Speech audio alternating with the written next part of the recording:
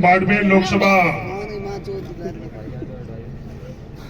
में कांग्रेस के उम्मीदवार अपन सबके उम्मीदों के उम्मीद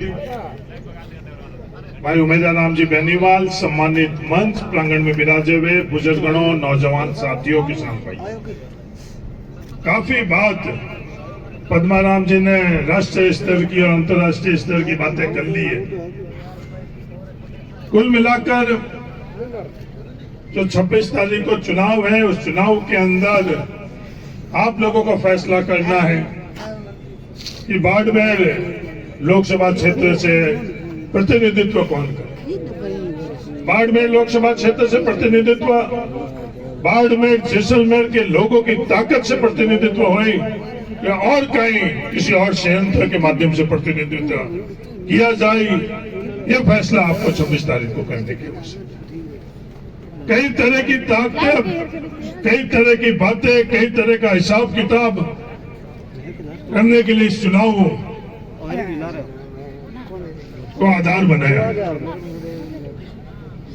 मेरा तो आप सब लोगों से ये निवेदन है, बात अपन अपनी खुद की बात धार की करें, बात बाड़मेर की करें, बात किसानों की करें, बात नौजवानों की करें, और उसी आधार के ऊपर 26 तारीख को अपन लोग वोट डालकर अपना खुद का घर का प्रतिनिधि उमेदवार राम बेनीवाल को।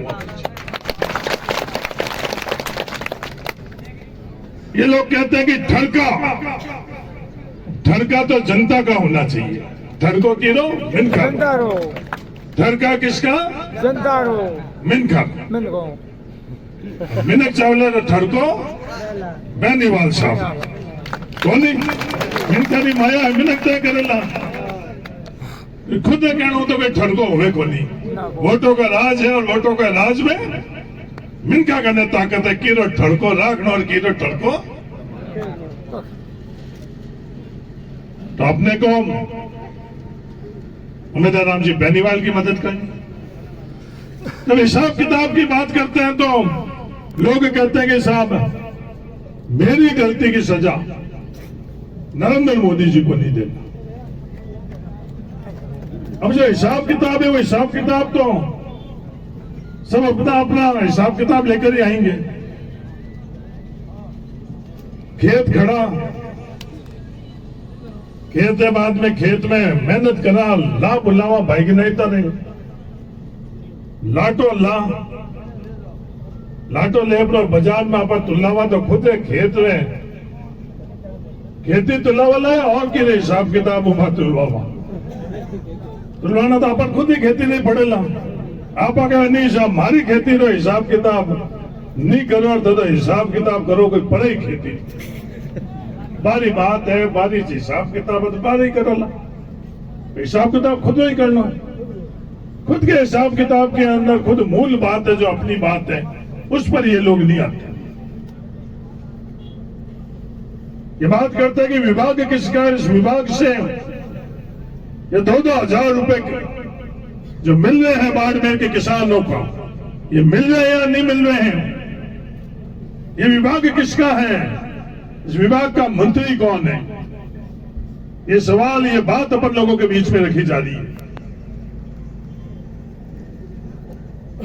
5 साल जब मैं लोकसभा का सदस्य था उस वक्त बाड़मेर के प्रत्येक व्यक्ति के जेब में कितना पैसा जा रहा था उसका हिसाब किताब मैंने बाड़मेर की जनता को और दुनिया को बताया। इस बात का जिक्र बात कर सही है गलत है उसका सवाल जवाब नहीं तो मुख्यमंत्री के आगे पीछे घूमने वाले दे रहे, नहीं प्रधानमंत्री के आगे पीछे घूमने वाले दे रहे, नहीं और किसी मकसद से अपन लोगों के बीच में आने वाले दे रहे हैं। वो बात कोई नहीं कर रहा है। 2009 के अंदर जब औसतन आई हम लोगों की 17,078 रुपए थी सालाना, हर साल में बाड़मेर के प्रत्येक व्यक्ति के जेब में 17,078 रुपए आते थे और 2019 के अंदर 7 गुना बढ़कर उन 5 सालों के अंदर 1,21,000 रुपए से ज्यादा हम लोगों के जेब में आ गए। और आज 10 साल का हिसाब किताब तो उनको देना चाहिए या नहीं देना चाहिए वो बात नहीं करेंगे। वो फसल बीमा के अंदर जो हम लोगों के खुद के हक के पैसे थे, हक के पैसे का फैसला होने के बावजूद भी मैं उनसे ये पूछना चाहता हूं कि जो टाटा एजी और किसानों का फैसला करने के लिए जिस मंत्रालय की आप बात करते हो कि वो मंत्री कौन है, वो कृषि मंत्रालय है। उस कृषि मंत्रालय के अंदर एक तरफ तो पूंजीपति टाटा एजी बीमा कंपनी और दूसरी तरफ बाड़मेर जिले के किसान। आपने फैसला किसके पक्ष में किया था?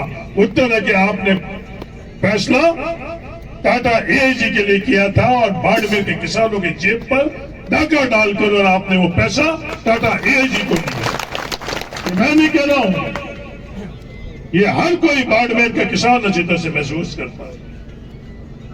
बाड़मेर के रेगिस्तान के किसानों के लिए जो पीने के पानी के संदर्भ में योजना बनी हुई, उसमें बाड़मेर के लोगों से 10% पैसा हम लोगों की जेब से डाका डालकर और अब सरकार को ले जाने थे। यह फैसला किसने किया? कौन सी सरकार ने किया? नरेंद्र मोदी जी ने किया, उनके मंत्रालय ने किया, कौन से मंत्री थे और कौन से सरकार के अंदर हुआ? ये बात ये लोग नहीं करेंगे। आमदनी दुगनी कर लेंगे, रोजगार 2 करोड़ दे देंगे। आमदनी दुगनी होनी तो अलग बात। नौजवान साथियों, किसान भाइयों, हमारी आमदनी पिछले 10 वर्षों में कितनी बढ़ी, इस बात का जवाब ये लोग नहीं दे रहे हैं। इन्होंने ही नारा लगाया कि किसानों की आमदनी दुगनी, तो हिसाब किताब तो बाड़मेर के 36 कौम के किसान मांग रहे हैं। दूसरे एक और उम्मीदवार आए हैं, वो कहते हैं मेरी वही विचारधारा है, मेरे को वो निकाल नहीं रहे हैं भारतीय जनता पार्टी से, तो मैं निकलूं क्यों? चुनाव के प्रचार के अंदर ये बातें कर रहे हैं, चुनाव के प्रचार के अंदर हमारी बात नहीं कर रहे हैं, बाड़मेर जिले की बात नहीं कर रहे हैं, धार की बात नहीं कर रहे हैं, सिर्फ नारे लगा रहे हैं, सिर्फ शब्दों का जो इस्तेमाल कर रहे हैं। मजबूत तो हम लोग थे, हमारे पूर्व मजबूत थे, इसलिए रेगिस्तान के अंदर आकर हम लोगों के पूर्वज आ रहे थे। लीलसर के कोई भी किसान लीलसर का नहीं था। बाइतू के हम लोग, जो मेरा परिवार है, बाइतू के नहीं थे, बीकानेर से आए थे और 36 कौम साथ में हम लोग आए थे, और भाईचारे के हिसाब से 36 कौम हम आज भी साथ में रह रहे हैं। मैं उनको बताना चाहता हूं जो बात कर रहे हैं यहाँ की, हमारे पूर्वजों ने, हम लोगों ने खेत पर, हल पर बाद में हाथ रखा और पहले गांव के 36 कौम के गरीब के लिए मांगा, पशु के लिए मांगा, पक्षी के लिए मांगा, आखिरी में हमारे परिवार के लिए मांगा। ये 36 कौम के साथ रहना होता है। वोटों के वक्त 36 कौम की बात करते हैं, 36 कौम का बात करने का नहीं होता। 36 कौम की बात कर रहे हैं, ये बात कर रहे हैं मूल ओबीसी की। जैसलमेर के अंदर एक मूल ओबीसी का उम्मीदवार खड़ा हुआ, जैसलमेर बाड़मेर के ओबीसी समाज को मैं ये कहना चाहता हूं, उनको किस तरह से विवश कर इन लोगों ने बैठाया, ये हम लोग नहीं जानते। जो महाराज मूल ओबीसी को लेकर और इन विधानसभा चुनाव के अंदर खड़े हुए, उनके साथ आप लोगों ने क्या व्यवहार किया और क्या आचरण किया, ये बाड़मेर जैसलमेर के 36 कौम अच्छी तरह से जानते हैं। जब ओबीसी की बात आई, ओबीसी के आरक्षण बनाने के लिए बात आई, एक अक्षर भी इन दोनों में से किसी ने बात करी? हमारा हक और अधिकार था, संविधान के हक और अधिकार से हम लोगों का 21% से ज्यादा हम लोगों का हक और अधिकार था, और ये दोनों क्या बात कर रहे हैं? आप अपनी ताकत इन लोगों को दो, 400 पार कराकर ये संविधान बदलेंगे। बाबा साहब भीमराव अंबेडकर जी का दिया हुआ संविधान बदलने के लिए अपन लोगों के बीच के अंदर ये दोनों के दोनों आई है। अपन लोगों की ताकत लेकर वही संविधान बदलने की ये कोशिश कर रहे हैं कि जवाब 26 तारीख को आप लोगों को देना है।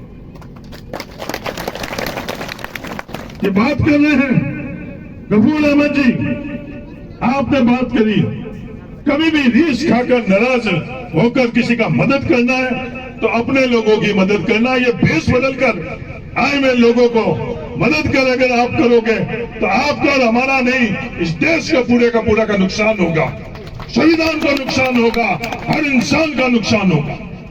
अपन साथ में थे, किसी भी तरह के ये विवाद पैदा करना चाहते हैं उम्मीदवार राम जी बेनीवाल को उम्मीदवार बनाने के पीछे आज देश में इतनी बड़ी लड़ाई है। छोटी मोटी अपन लोगों की आपस की कोई भी बात है, अगर उसको नजरअंदाज कर हम लोग एकजुट नहीं होंगे तो हम लोग मजबूती से अपन लोगों की लड़ाई नहीं लड़ सकते। ये सच्चाई। यहाँ आकर इन लोगों को किसान याद आते हैं, यहाँ आकर इन लोगों को जाट याद आते हैं। जब जाटों के खिलाड़ी दिल्ली के फुटपाथ के ऊपर बैठे थे, मैं इन लोगों से पूछना चाहता हूं उस दिन ये कहा थे, दिल्ली के अंदर आप लोगों ने भेजा, आप लोगों ने दिल्ली में भेजा और कुछ चंद कदम दूर ये थे,